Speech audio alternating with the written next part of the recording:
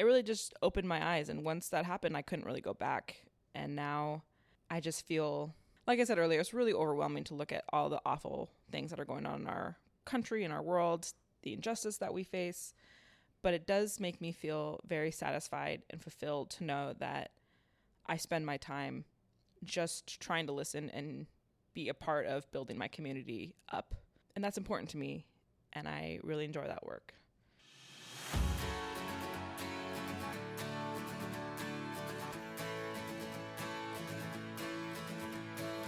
Hi, hello, and welcome to the Lives I've Lived podcast. This was my very first recorded interview. On today's episode, I talk with my best friend in the world, Kelsey Sims, who shares about some of the lives she's lived in Washington, Florida, California, and now Ohio. She shares a beautiful message about giving herself permission to leave room for her dreams to change, and it's honestly so inspiring. If you stick around, I left a little nugget of bloopers at the very end for you. I hope you enjoy this episode. Does my hair look crazy? And your bangs look cute. They always do. Okay. Okay. Too much. All right. Here we go. I feel like we need to paint the picture of what's happening here on this very first interview. We're sitting on the couch in the living room around a bunch of windows. Maybe not ideal for a podcast situation. No, this window is open and I hear a car honking. But, you know, if nothing else, I have strived, that's a word, right? To to live a life of progress over perfection. And let me tell you, this project is progress over perfection. Also, note for the audio, Fitzgerald, my cat, is sitting in the open window living his best cat life. He wanted to be a part of this as well. His fur is literally blowing in the wind. He looks majestic. As the prince he is. Yes. Kelsey Sims. Megan Asa. Thank you so much for being a part of my podcast and also my life. For those who don't know, Kelsey is my very best friend, my BFF, my platonic soulmate. We have known each other since we were 12. Mm-hmm. We grew up in Seattle together. That's correct. We weren't always tied at the hip for that whole 21 years. No. We had our own little journey. We never hated each other. Except for that one day. Okay. Right. Kelsey did actually hate me for a very short period of time. Then I redeemed myself.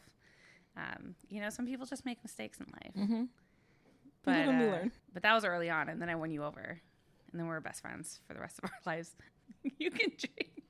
You can drink your drink, Kels. Go for it. What's your drink of choice today? Today I am drinking a guava sparkling water from Trader Joe's. Is it sparkling water or like a sparkling juice? Like a sparkling juice. Sparkling juice beverage. Yes, sparkling maybe. Juice beverage. That actually might be the exact title of it. Yeah, I'm pretty sure it is. And from Traders. It is my new obsession. It's delicious. It's good.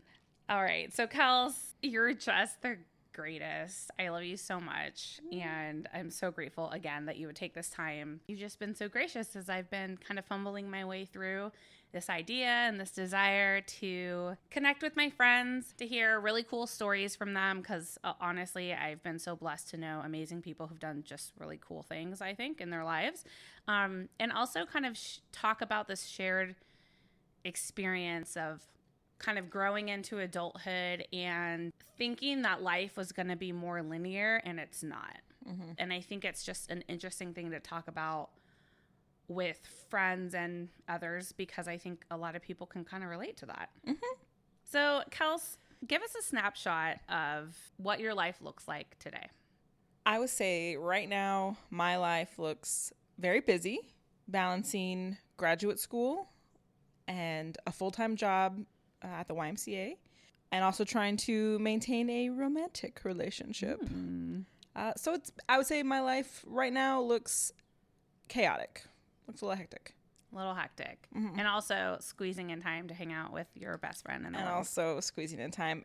You happen to be my roommate. It makes it a bit easier, I will admit. But good things are happening. This is a good season, though. It's the best season of my life. Oh, I love that.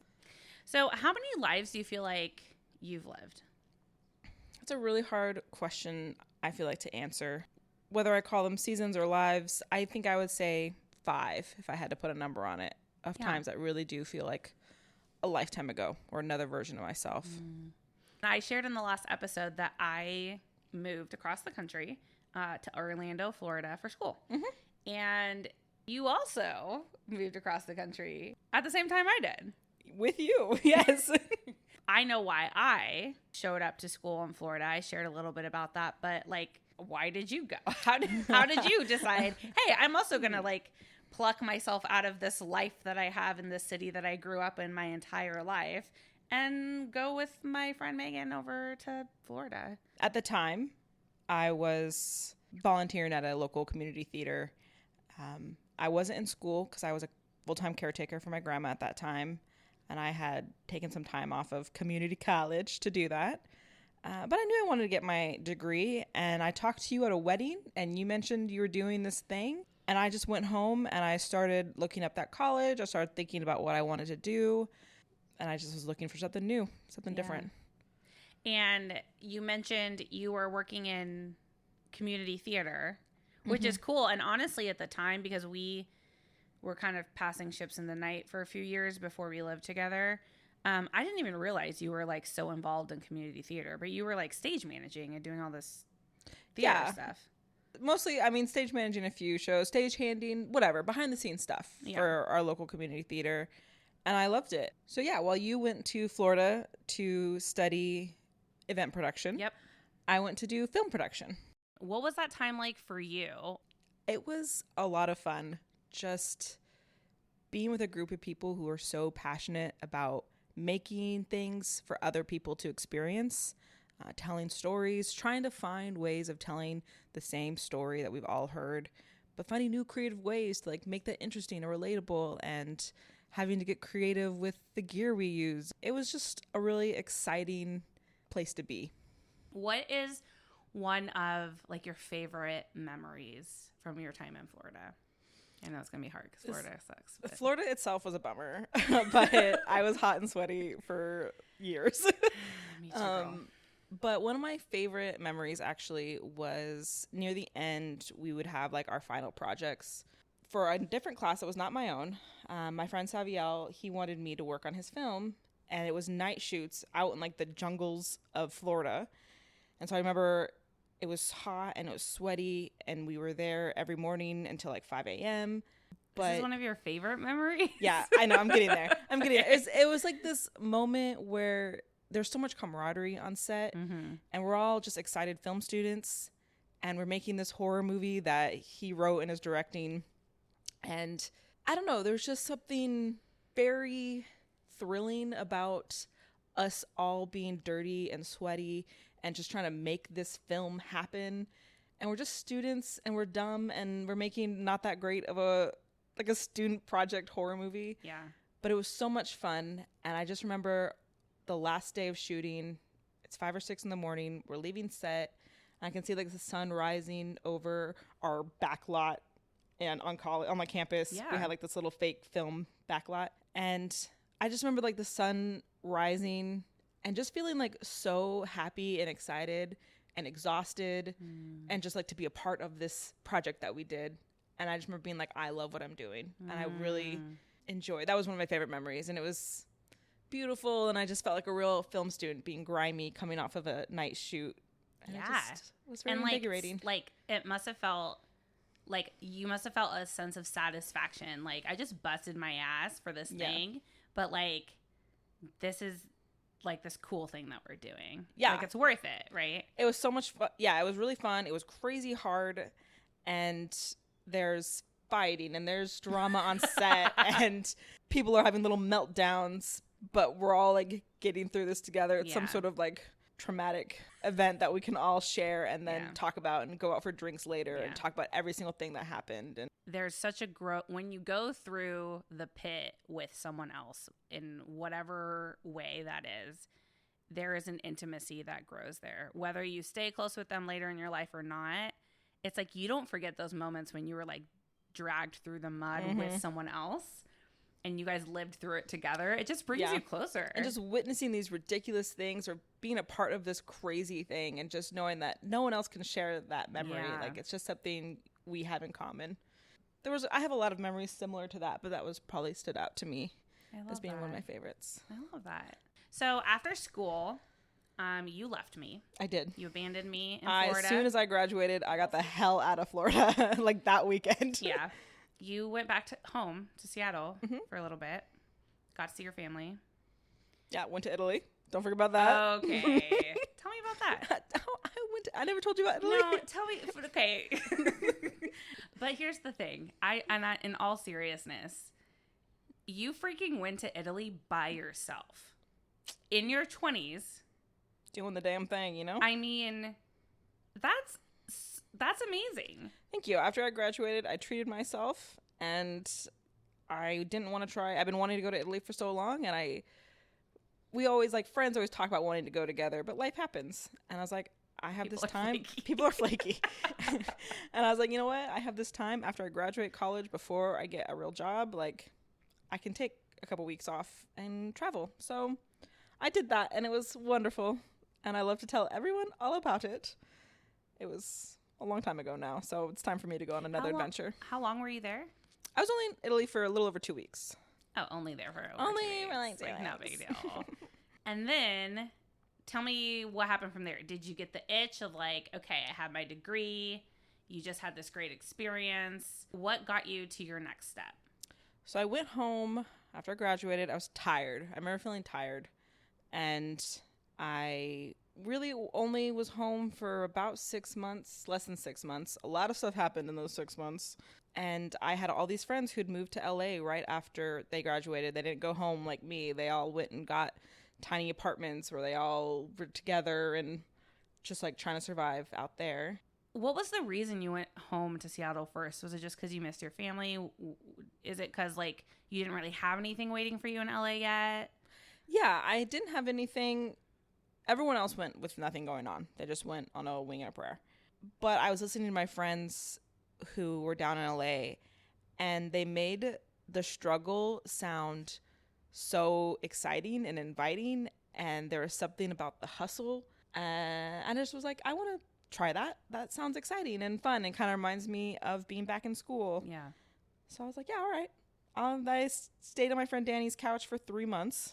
Okay, but tell everyone how many people lived in that space that you lived in for 3 months. So there were 4 people living there, and then I slept on the couch. So I was number 5. And then for a brief amount of time, Renna also slept on their other couch. So there was 6 of us in that tiny 2-bedroom apartment. And a dog. And a dog out there in North Hollywood. I feel like if that's not your Hollywood origin story, then what are you even doing? Yes. Right? And there's something really, everyone kind of romanticizes that. So it's like that classic Hollywood industry struggle. We're all broke. We're all working, just trying to find your next gig. You're on set all day, every day. And it's exciting, but it's also very exhausting. Yeah. But there is like this, again, it's kind of that camaraderie. Like, and doing your it's like putting in your dues. Yes. Right? Yeah. You have to start from the bottom, and you get to be treated like crap and make no money and just do it because you love it, and you just can't get enough of the set life. And so you'll put up with a lot. Yeah, so that was... And you did. I did. What did you do in LA? So I was in a very glamorous position called a production assistant, which... I heard they get paid a lot of money. Yeah, they are the real heroes on set, though. Yeah. And I was mostly an office PA, but sometimes a set, just depending on what gig I was working at the time. I moved a few rungs up, but really being a PA, that's what you're going to do for several years before you get to kind of move up into the next position. And that doesn't really happen until someone you work with says, I will take a chance on you and I will hire you in this slightly elevated position. And then you do a good job and you keep moving up. But it is a very competitive field. There's lots of people who want those positions, and a lot of people know somebody, and that is how they get it. It's just as what you imagine Hollywood to be, just knowing the right people. Yeah. And you're able to kind of get your foot in the door and prove yourself. But it's very hard. Even though there's a ton of production happening, it's still weirdly difficult to get a production assistant job. Yeah. And is that just because the demand, like so many people? Yeah, there's there's so many people who are out there trying to make a living, and unless you really know somebody, you have to start at the bottom and work your way up. And they did not care if you went to film school. They don't care if you have a degree. That does not matter. Yeah. They just want to know you'll work hard and be treated terribly and still come back the next day for work. Yikes. I remember there was a season that you were like almost a personal assistant. Ugh, yes. I was like a office PA and then kind of an APOC, which is what is that? Assistant Production Office Coordinator. Oh. And then at the same time, it was kind of a small rinky-dink operation there, and I was also the executive assistant for our CEO for that production company. That was the worst job I ever had in my whole life. So sorry. What's something like outrageous you had to do for him? He was fine. He was nice at the end of the day. He was a nice guy. He just sometimes I felt like he was a bit of a baby. Like, I don't know, the things he asked for, and sometimes he didn't mean it in any sort of mean-spirited way, but he'd be like in the middle of taking a call with some important person, and he'll be like, hey, I ate this place last week with so-and-so, and I had this one thing, and I really loved it. I would like that for lunch today. That would be the sentence I got while he's on the phone. And I'm just like, okay, so now I'm going to problem solve what you're talking about, who you ate lunch with, and what if they can remember. You have to look at his calendar. I'd look at his calendar. I'd find sometimes, like, I remember one time we had like 3 people named Aaron in the office, and he said I had lunch with Aaron last week, and so I like went to like every Aaron in the office. Was like, did you go to lunch last week with him? What did he get? Do you remember? And finally, like, somebody helped me out, and it was great. But it was like that kind of thing. He just like never really explained. He just assumed you could read his mind all the time, and then I felt really too intimidated to like ask follow-up questions. But yeah, it was a lot of stress for somebody else's life, like taking care of somebody else's needs and feeling really stressed out about that. And I'm just like, I'm too stressed out doing with my own thing. I don't want to take care of you also. That's so much. But you did do some stuff on set as well. Mm-hmm, I did some set production. Who are some of, like, take this opportunity, my friends, to go ahead and name drop some people that you were able to work with in your Hollywood era? Okay. I did help organize a few, like, comedy short routine, like a PSA type thing, where several celebrities came in. So Mandy Moore was there on set, and I chatted with her. You actually talked to her? I talked to her. She was pretty as I think she is. She was very pretty. Was she really nice? She was really nice. It was early in the morning, and she was beautiful. She had not been in hair and makeup. I had not eaten for 3 days because, like, coordinating that shoot was the most stressful thing in my life. And I literally ate one bite of one strawberry standing next to her drinking a cup of coffee. And she was delightful. Oh, and I think that was the same shoot Darren Criss was on, and Kumail Nanjiani, and even Billy Eichner. So I got to meet all of them, and they were all lovely people. And that was exciting. Those were the days where I'm like, oh my gosh, this is my job. This is my life. I had not eaten for 3 days. I was so stressed out. I hated every moment, but then I would like see the celebrity that I was working with, and I was like, oh, this is so glamorous and exciting. This is what everyone dreams of. Yeah. Meanwhile, like, I'm on the verge of a panic attack like every 5 minutes, but yeah. Why was it so stressful on site? Or on set, I mean. For me, there was just like a certain energy on set, and it was really on every set I was at, of just really high expectations, working very fast.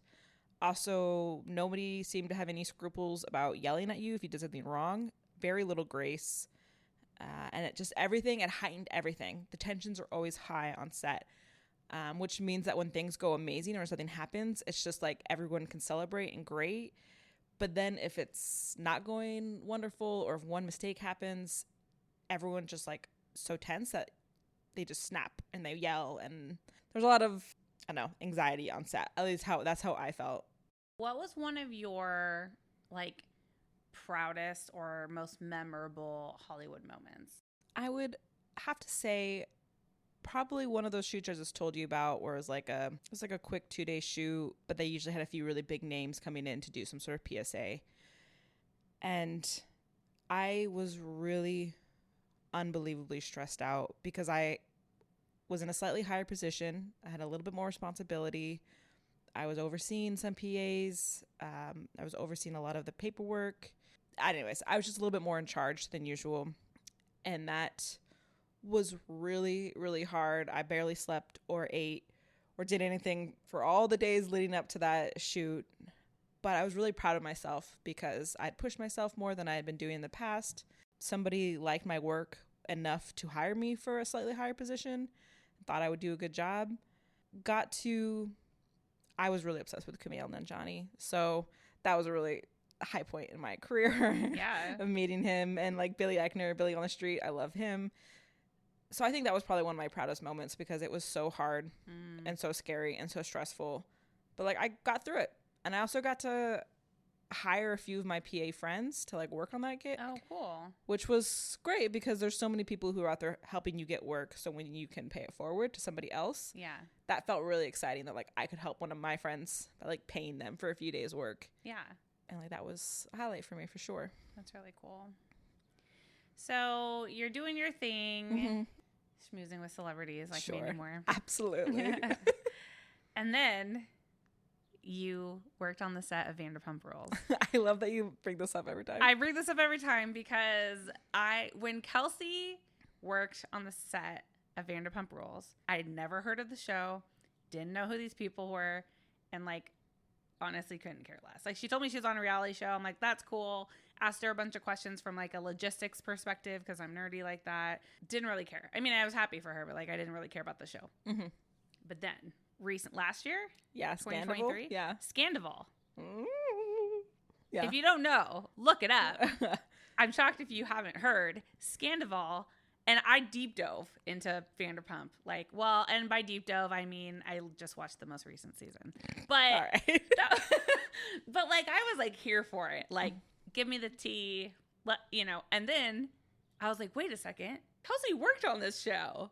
And everything changed in my mind about that situation. I was a freelance PA, and I worked on Vanderpump Rules a few times one season, so don't get too excited. I don't want to oversell it, but I did work on set for them and do a little bit of office PAing, I think, also for Vanderpump. Yeah, that was a really fun. I also did not care about Vanderpump Rules. I had heard of the show, but was not familiar, didn't care about any of the characters or actors. But I did get to meet all of them. And wait, you met the Toms? I met the Toms.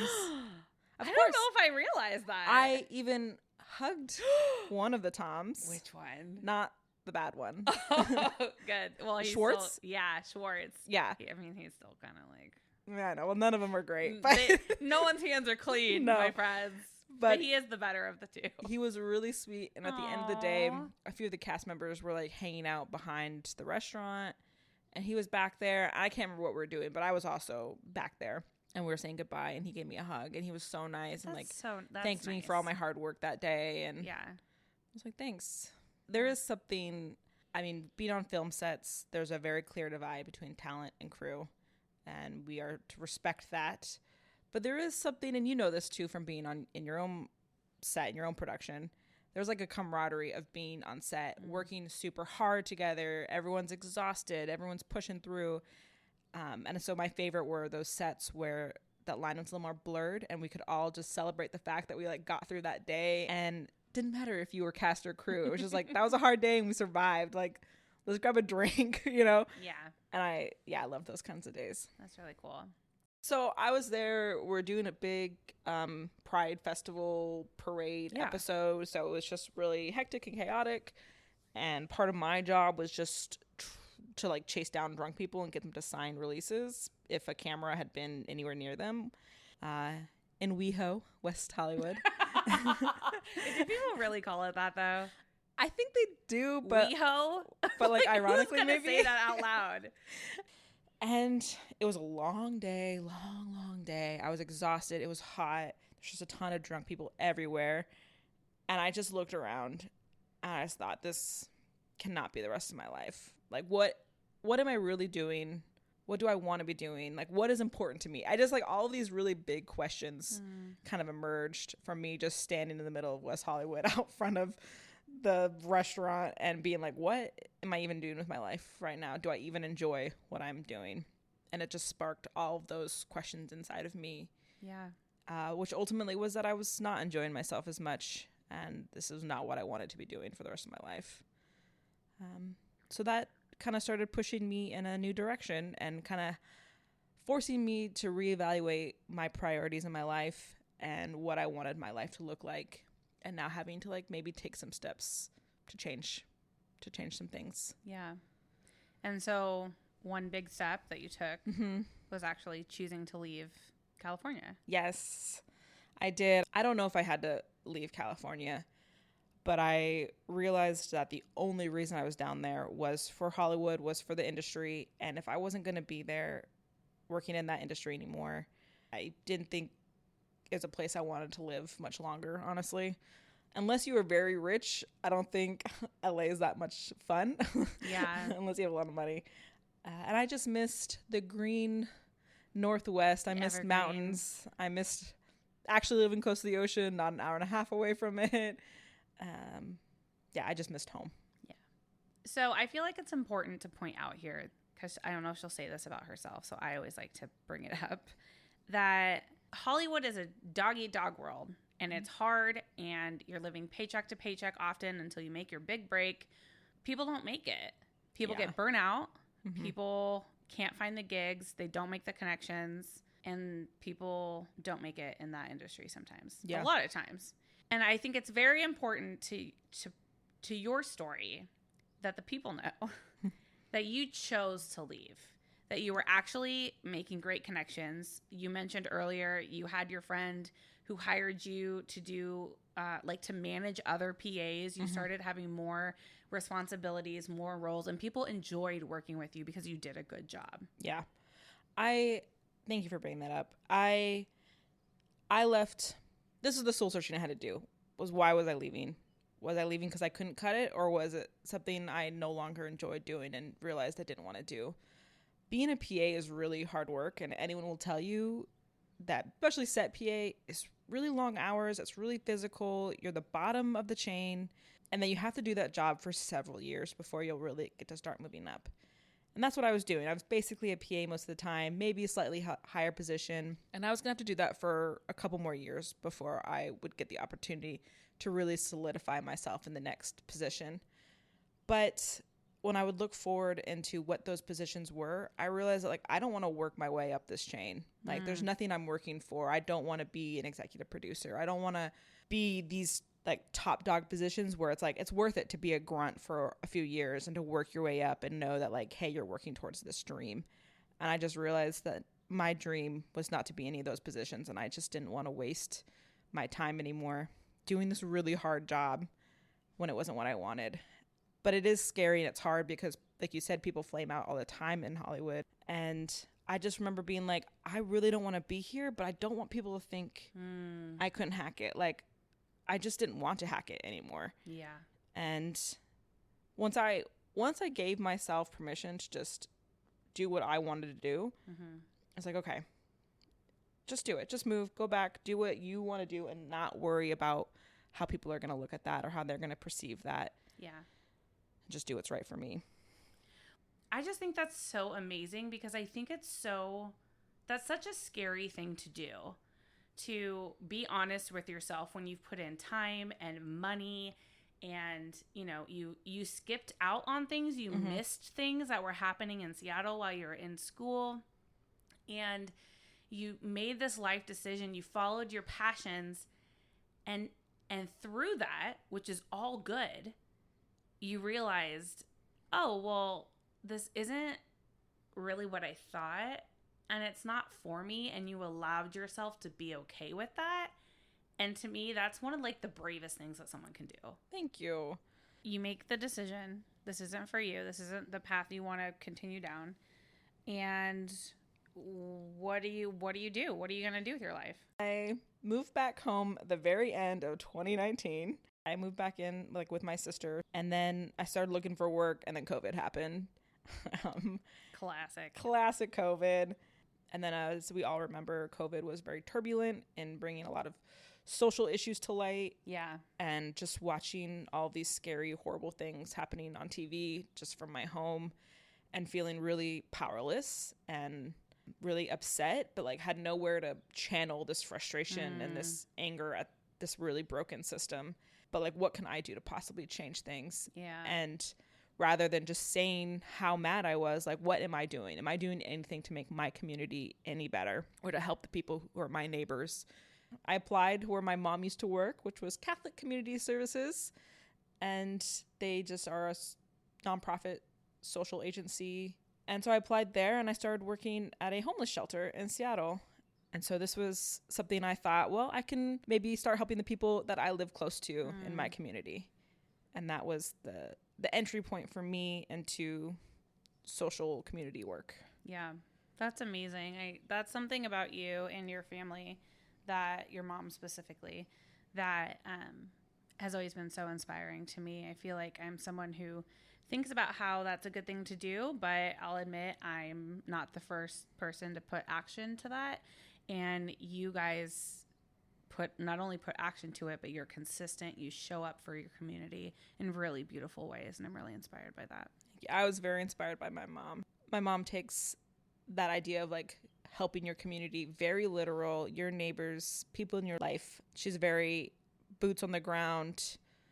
We are the hands and feet, and our calling as humans are to help each other. And that might look different. Whoever you are, that's going to look different in your life. But for my mom, and so she kind of gave this to us, for her, that was tangible actions, meeting needs of people in the community. So I definitely took away a lot from her and tried to find work that supported my own personal beliefs. And so what kind of work could I be doing that is a tangible, actionable thing to support what I want to see done in the community? Yeah. And so during your time there, which, I mean, we could go on and on and on about your life, but really quickly, I was like kind of concerned for your safety during that job, because you kept telling me all these stories of like how you had the night shift and it's 2 a.m. at the shelter and you're like calling the cops because like chaos is ensuing. And I'd be like, Kelsey, are you going to be okay? Like, yeah, that job was wild. I loved it. There was you know what? No, I never really felt scared working there. I felt scared for other people sometimes. I never felt for my own safety. I had really great managers and people I worked with who made me feel very supported. And if something scary did happen, they helped us work through it, whatever. So I never feared for my own safety. And I did work graveyard, but that was only for like a month and a half, 2 months. I like couldn't take it anymore. And I ended up getting moved on to day shift. Thank goodness. Much better. But yeah, it was definitely a wild time working with a population that suffers from a lot of mental health issues, addiction issues that are untreated. So definitely a little bit unpredictable, but a lot of fun. And no day was the same as the day before. Everything was different. But I worked with really great people. We had a lot of fun and actually really enjoyed. That's probably one of my favorite jobs I ever had. I made some really good friends and just got to kind of start working and meeting people who live so differently than myself, but only, I worked 2 minutes away from where I lived. So in my neighborhood, getting a chance to see how other people are living and what I could do to help them thrive a little bit better was really meaningful work for me. That's amazing. Thank you. I was raised relatively privileged. I think a lot of us were. It really just opened my eyes. And once that happened, I couldn't really go back. And now I just feel, like I said earlier, it's really overwhelming to look at all the awful things that are going on in our country, in our world, the injustice that we face. But it does make me feel very satisfied and fulfilled to know that I spend my time just trying to listen and be a part of building my community up. And that's important to me. And I really enjoy that work. How do you get from Seattle, serving your community, to yet again flying across the country and starting a whole new life? Yes. I realized what I was most interested in was helping people with their mental health, helping underserved populations have better access to mental health care, because trying to keep people housed is really hard when they are not stable. Yeah. They don't have access to health care, medical care.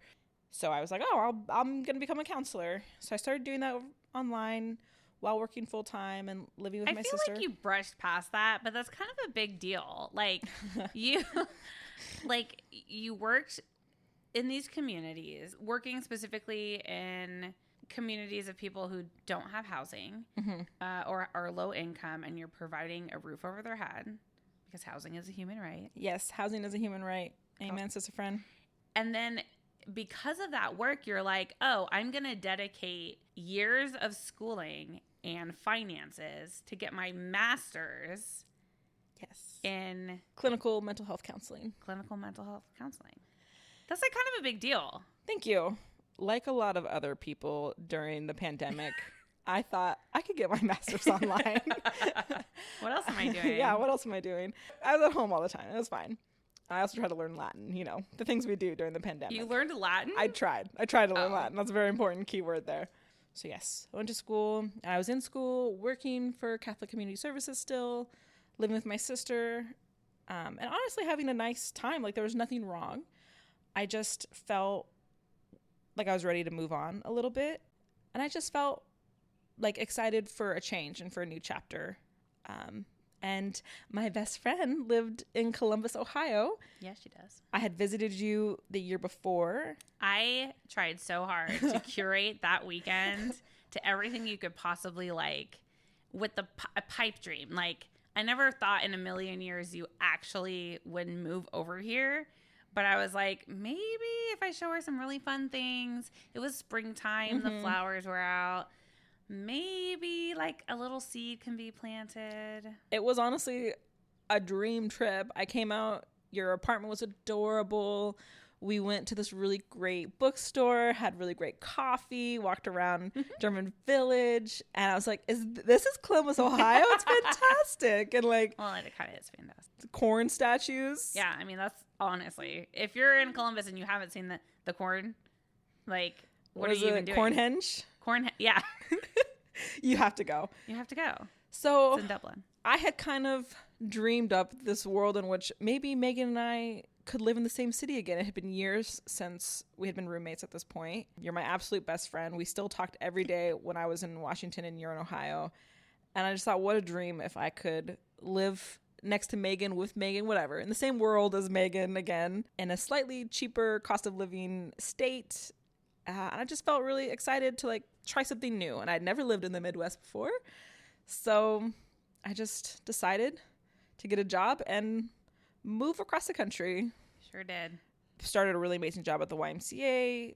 I love working community housing. Also in housing. Yes. Right? I work on the community housing side and permanent supportive housing, which a lot of people don't even realize the YMCA is a part of that. I didn't. I didn't know anything about.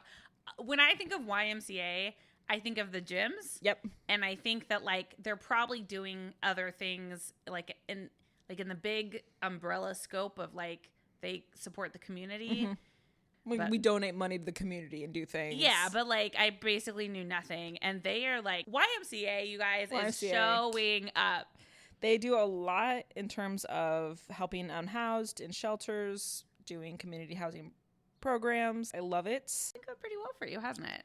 It's been the best time of my life. It's no big deal. You guys, Kelsey is thriving. I'm very happy where I'm at. I moved here almost immediately, met the love of my life, Kevin. Shout out to Kevin. Must be nice.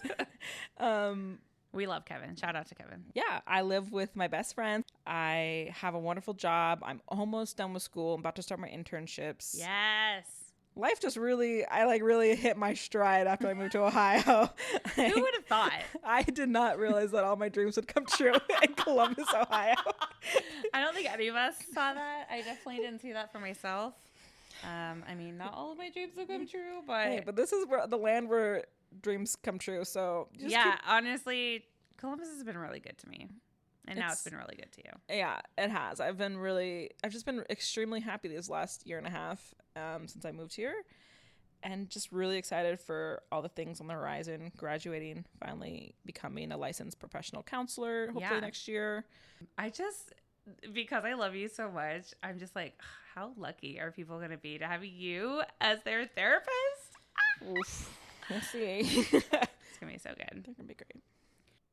I really like how you said while you were serving the homeless through the work that you were doing in Seattle, and you realized that a key root or barrier that they had to kind of get out of the cycles that they're in that could result in being housed, being stable. You know, It's all very interconnected.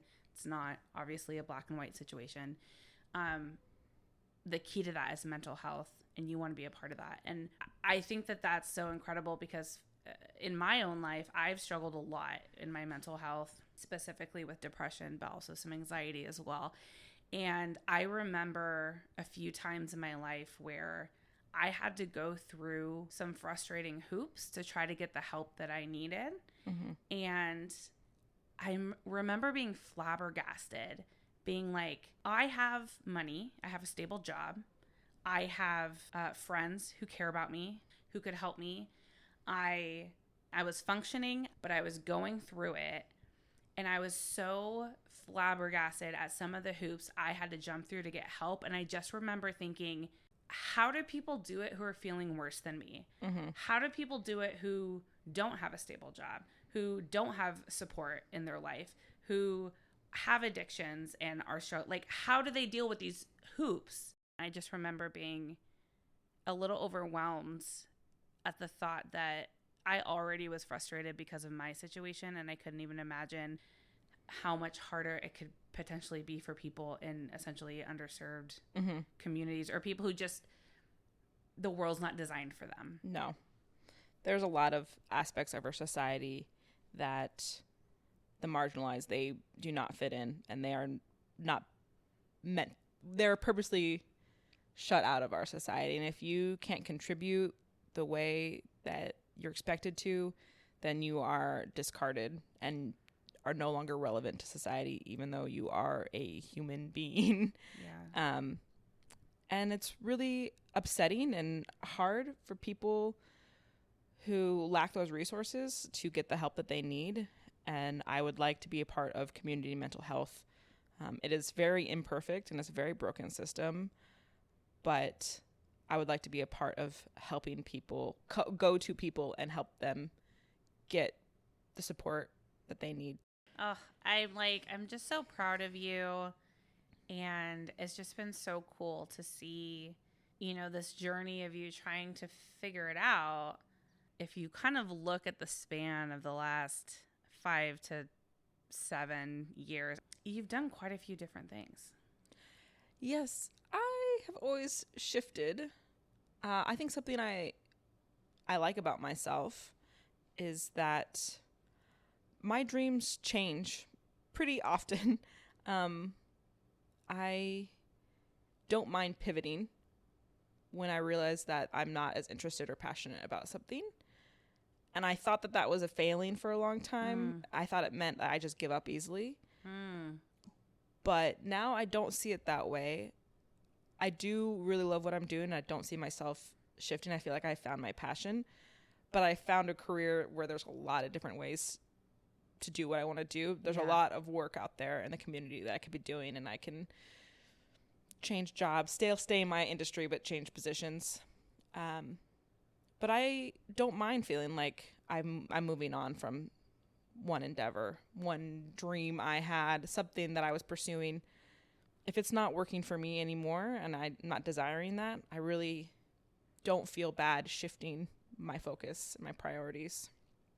Like, one of the first things I think of if I were to do that would be like, would people think that I failed?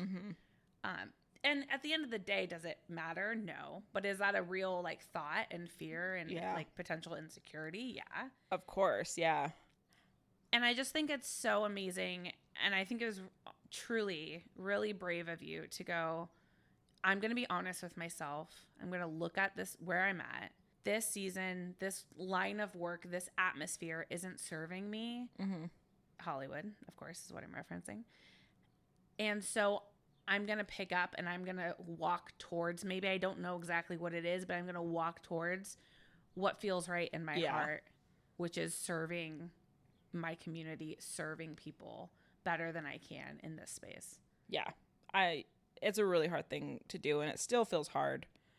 But developing a sense of self-assurance, self-awareness, self-esteem to decide what it is that you want, reflect on what it is you want, and then work towards it and go towards it, move, shift, go in a completely different direction, and not worry so much about what other people are thinking, because you know yourself well enough to know you're doing the right thing, and you feel confident about your actions and follow your dreams.